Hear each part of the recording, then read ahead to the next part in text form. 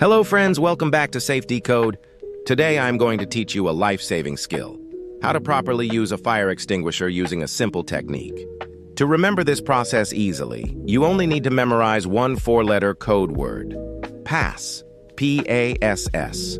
Before we get into the code, have you ever noticed that fire extinguishers in schools, colleges, or malls are always placed near doors or exits? This is strategic.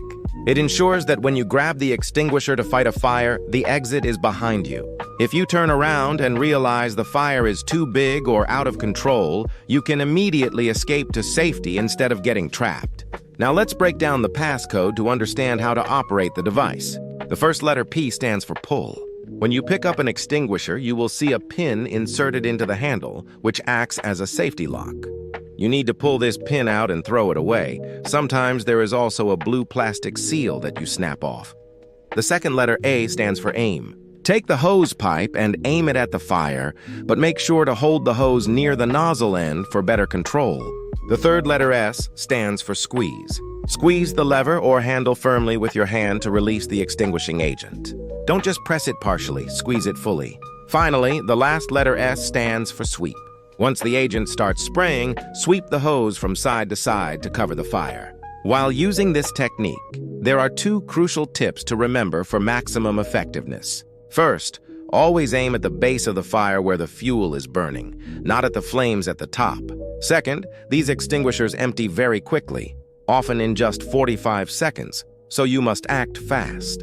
Before you even start, check the pressure gauge on the extinguisher. The needle must be in the green zone, indicating it is charged and ready.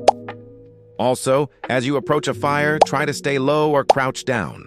Basic science tells us that smoke rises because it is lighter than air, while fresh air stays near the ground. By staying low, you avoid inhaling dangerous smoke, which is why professional firefighters often crawl. Lastly, it is important to know that not all fire extinguishers are the same.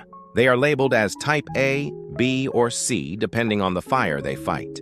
Class A fires involve ordinary materials like wood, paper, or cloth. Think A for ash because these leave ash behind. Water works fine for these. Class B fires involve flammable liquids or gases like petrol or cooking gas. Class C fires involve energized electrical equipment like wiring or motors. Fortunately, many common extinguishers are ABC types, meaning they work on all three.